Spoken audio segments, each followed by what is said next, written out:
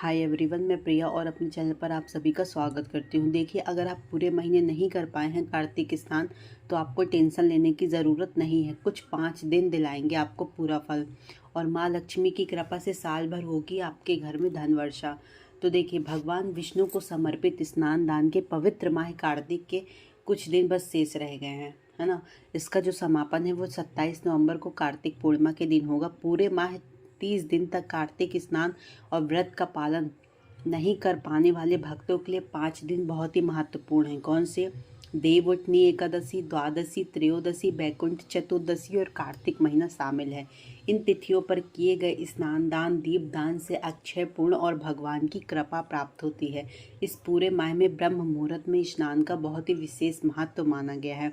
मान्यता है कि कार्तिक के पूरे महीने में सूर्योदय से पहले उठकर नदी तालाब में स्नान व दान करने से वैकुंठ लोक की प्राप्ति होती है।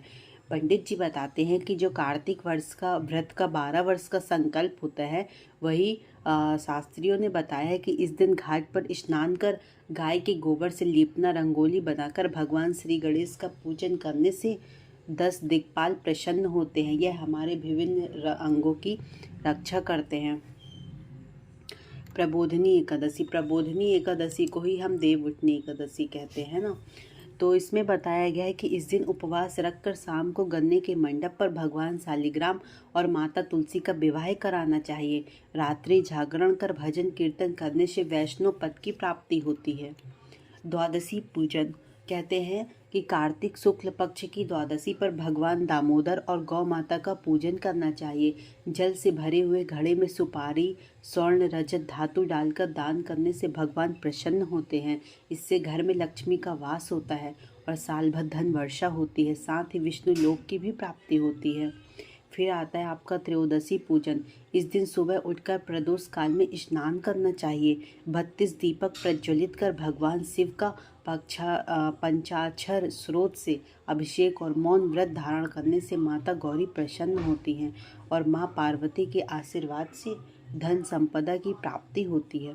फिर आता है आपका बैकुंठ चतुर्दशी। कार्तिक शुक्ल पक्ष की बैकुंठ चतुर्दशी पर अरुण उदय काल में भगवान विश्वनाथ का पूजन करें। इस दिन हरि और हर का मिलन होता है। दोनों ही गंगा जल में जल क्रीड़ा करते हैं और इस दिन पंच गव्य और गंगा जल से स्नान करने से मनुष्य को सभी प्रकार के रोगों से मुक्ति मिल जाती है। फिर आती है आपकी कार्तिक पूर्णिमा।